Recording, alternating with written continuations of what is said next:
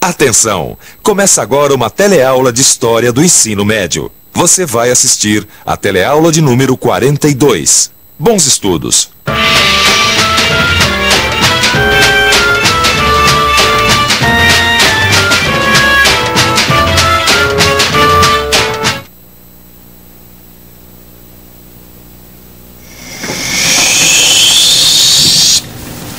Oi. Bem, pode não parecer, né? Mas isso aqui tem muito a ver com a nossa teleaula de História do Brasil de hoje. Porque a gente vai estudar hoje justamente o período de modernização do Brasil na época da economia cafeeira. Bem, e você quer um símbolo melhor para a modernização daquele período do que esse aqui? Você vai ver como a melhoria dos transportes, o crescimento das cidades, a introdução do trabalho livre e também dos imigrantes na nossa economia foram parte da modernização do Brasil no século XIX. Como é? Tá pronto para entrar na nossa viagem de hoje? Então, chega mais perto, que o trem da história não espera ninguém. Vambora!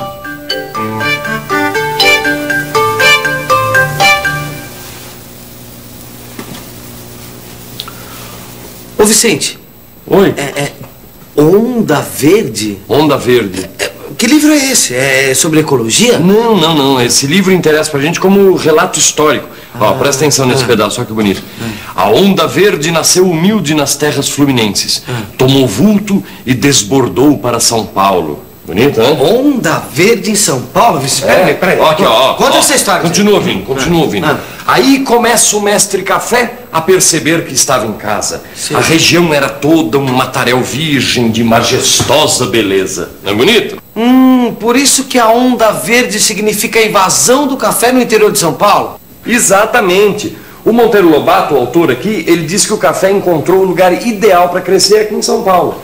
Então é por isso que ele dizia que o café estava em casa. Porque o café encontrou aqui um solo excelente, um clima muito bom e terras em grande quantidade. Você quer ver? Olha, deixa eu mostrar aqui.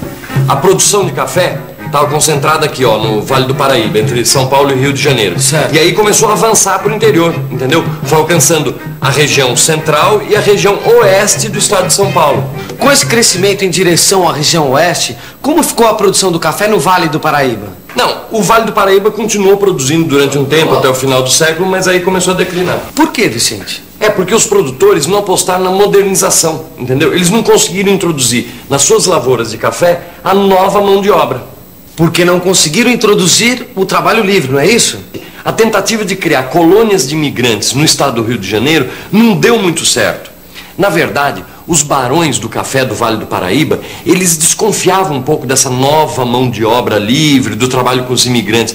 Veja só o que diz Lacerda Werneck, que era filho de um grande barão do café fluminense ainda em 1855. Olha só o que ele confessava. Força é confessar que a grande cultura só pôde ser sustentada pelos agricultores que possuíam escravos em número suficiente para o custeio de suas fazendas. Tempo virá, por certo, em que a produção, fazendo crescer a população livre, autorize a abolição da escravidão. Mas atualmente, sem pessoal livre no país, os instintos de nossa conservação nacional nos aconselham, por certo, o incremento da população escrava. Você ouviu o que eu ouvi? Ele disse incremento da população escrava. Bom, quer dizer, os cafeicultores do Vale do Paraíba ainda acreditavam na permanência do trabalho escravo. E mais, desconfiavam do trabalho livre.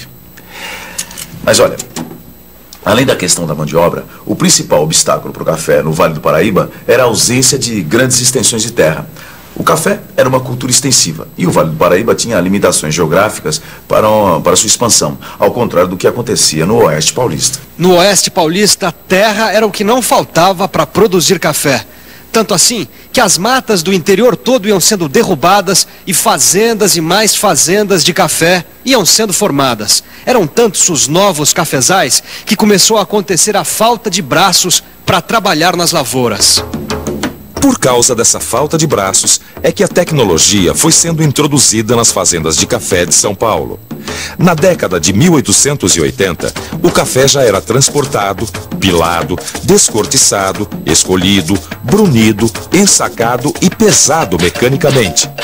Na falta de braços, criavam-se os braços mecânicos. Mas o grande braço mecânico que levava o café até o porto para exportação era o trem de ferro. A construção de estradas de ferro no século XIX, para facilitar o escoamento da produção, foi o maior sinal da modernização que veio com a expansão do café.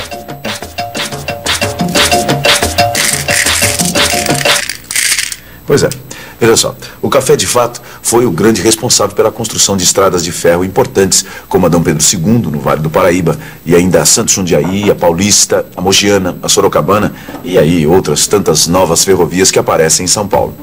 E também outra coisa, a vida nas cidades vai mudar muito com o café. Cidades como São Paulo terão um crescimento astronômico, e a maior parte das cidades do interior de São Paulo vai ser fundada na segunda metade do século XIX por causa da economia cafeeira. Ô Vicente, o café deve ter transformado muito o estado de São Paulo, não é mesmo? Inclusive nesse livro aqui que eu estava dando uma olhada, tem uma passagem interessante sobre esse assunto. Você quer ver? Ó, aqui, ó. A grande arrancada se deu entre 1890 e 1900, período em que a população paulistana passou de 64 mil habitantes para 239 mil habitantes. São Paulo, que era a quinta cidade brasileira, chega ao segundo lugar, embora ainda muito distante, dos 688 mil habitantes da capital da República, que na época era o Rio de Janeiro. Em comparação com o Rio de Janeiro, São Paulo continuava a ser apenas a capital de uma grande província.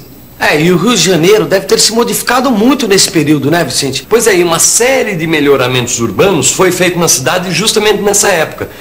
Calçamento, iluminação a gás, esgoto sanitário.